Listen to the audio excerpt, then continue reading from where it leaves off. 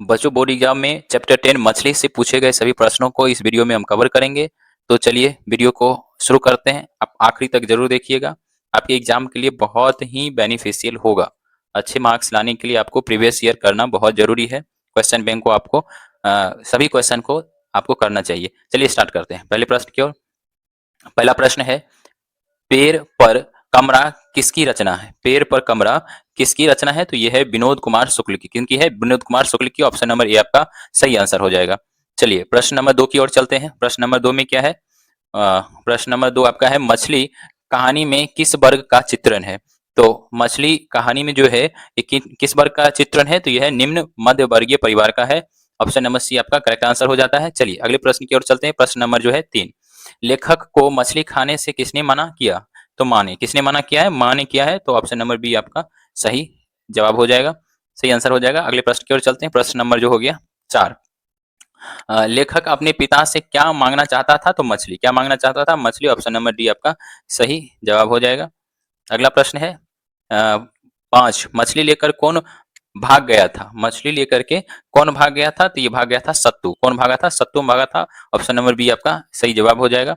अगला प्रश्न है प्रश्न नंबर 6, विनोद कुमार शुक्ल किस कृषि विश्वविद्यालय में एसोसिएट प्रोफेसर थे? किस कृषि विद्यालय में? तो ये इंदिरा गांधी कृषि विश्वविद्यालय में ये एसोसिएट प्रोफेसर थे। तो ऑप्शन नंबर सी आपका सही जवाब हो जाएगा।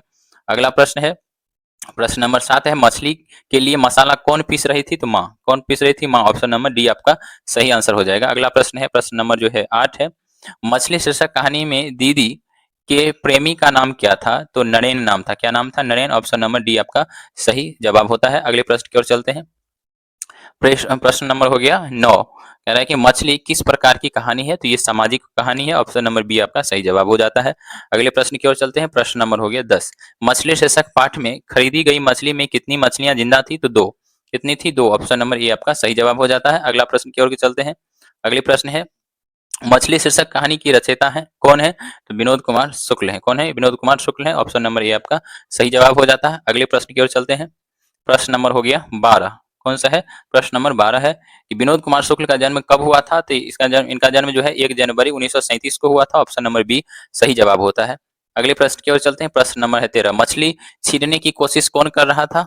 तो मछली छीनने का जो है कोशिश कौन कर रहा था? भग्गू। कौन कर रहा था? भग्गू। ऑप्शन नंबर सी आपका सही जवाब होगा। ये प्रश्न को वेरी वेरी इंपोर्टेंट लगा लीजिए, स्टार मार्क्स लगा लीजिए ये क्वेश्चन को। देखिए 26, 22, 19 में लगातार पूछा गया है। क्वेश्चन नंबर 14, मछली शीर्षक कहानी में मछली और गोश्त कौन खाता था? तो पिताजी। कौन खाते थे? पिताजी। तो ऑप्शन नंबर बी आपका सही जवाब हो गया। अगला प्रश्न है प्रश्न नंबर है 15, मछली शीर्षक कहानी किस कहानी संकलन से ली गई है? किस कहानी संकलन से? तो ये महाविद्यालय से ली गई है। ऑप्शन नंबर बी आपका सही जवाब होता है। चलिए अगले प्रश्न की ओर थोड़ा सा इसको एडजस्ट कर लेते हैं। चलिए अगले प्रश्न की ओर। ये हो गया आपका 16 नंबर। 16 नंबर प्रश्न कर रहा है कि सत्तू भीगने से बचने के लिए कहाँ खड़ा हो गया था? तो मकान के नीचे। कहाँ खड़ा हो गया था? मकान के नीचे। ऑप्शन नंबर सी आपका सही जवाब हो जाता है। ऑप्शन अगला चलिए 17 नंबर क्वेश्चन में। 17 नंबर क्वेश्चन, विनोद कुमार शुक्ल को किस वर्ष साहित्य अकादमी पुरस्कार से पुरस्कृत किया गया था? तो ये किया गया था 1990 में। कब किया गया था? 1990 में। ऑप्शन नंबर सी सही जवाब हो गया। बच्चों यदि आपको एग्जाम में बेहतर अंक लाना है तो आपको जो है क्वेश्चन बैंक के सभी क्वेश्चंस को बार बार रिपीट करना ही होगा। और इसके लिए जो है आप साइंस स्टडी प्लस से जुड़ करके इसमें सभी चैप्टर का जो है सभी जितनी 10 साल में पूछे गए ऑब्जेक्टिव है सभी को हम डिस्कस किए हैं। तो देख करके आप अपने तैयारी को बेहतर कर सकते हैं। चलिए अगले प्रश्न की ओर चलते हैं। झोले में कितनी मछलियां थी? तो झोले में जो है कितनी मछलियां थी? तो ये हो जाएगा 3। कितनी थी? 3 मछलियां थी। चलिए ऑप्शन नंबर डी आपका सही जवाब हो जाएगा। अगले 19 नंबर प्रश्न की ओर चलते हैं। भरवा मछली अभी कट जाएगी या किसने पूछा? किसने पूछा था? तो ये सत्तू ने पूछा था। ऑप्शन नंबर ए आपका सही जवाब हो जाएगा। चलिए अगला चलते हैं 20 नंबर प्रश्न की ओर। दीवार दीवार में एक खिड़की रहती थी नामक उपन्यास किसका है? तो यह विनोद कुमार शुक्ल का। ऑप्शन नंबर सी आपका सही जवाब हो जाएगा। बच्चों यदि वीडियो पसंद आ रहा है तो एक लाइक जरूर कर दीजिए और साथ साथ चैनल को सब्सक्राइब नहीं किए हैं तो कर दीजिए। चलिए आगे बढ़ते हैं। नौकर की कमीज किसकी रचना है? तो नौकर की कमीज जो है विनोद कुमार शुक्ल की रचना है। ये ऑप्शन नंबर डी आपका सही आंसर हो जाएगा। चलिए अगले प्रश्न की ओर चलते हैं। 22 नंबर, सत्तू मछली लेकर क्यों भागा? और देखिए क्वेश्चन 25 में, 24 में, 21 में पूछा गया है। ठीक है, तो ऑप्शन नंबर इसका एक करेक्ट आंसर हो जाएगा, कुआं में डालने के लिए। कुआं में डालने के लिए सत्तू ने मछली लेकर के भागा।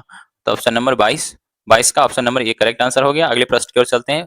प्रश्न नंबर हो गया 23, विनोद कुमार शुक्ल के उपन्यास का नाम क्या है? तो नौकर की कमीज। क्या नाम है? नौकर की कमीज। ऑप्शन नंबर सी आपका सही जवाब हो जाएगा, नौकर की कमीज। अगले चलिए, प्रश्न नंबर हो गया 24, मछली शीर्षक पाठ में कौन मछली को काटा करता था? तो घर का नौकर। ऑप्शन नंबर सी आपका सही जवाब होता है।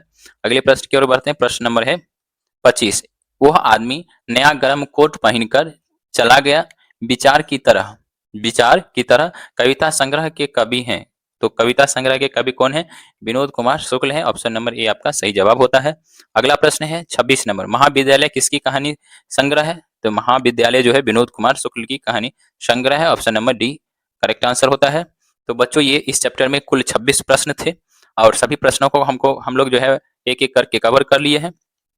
यदि वीडियो आपको पसंद आया हो तो फिर से एक बार लाइक जरूर कर दीजिएगा और दोस्तों के साथ शेयर कर दीजिए ताकि उन्हें भी जो है तैयारी करने में मदद मिल सके। मिलते हैं अगले चैप्टर में, अगले वीडियो में नए चैप्टर के साथ।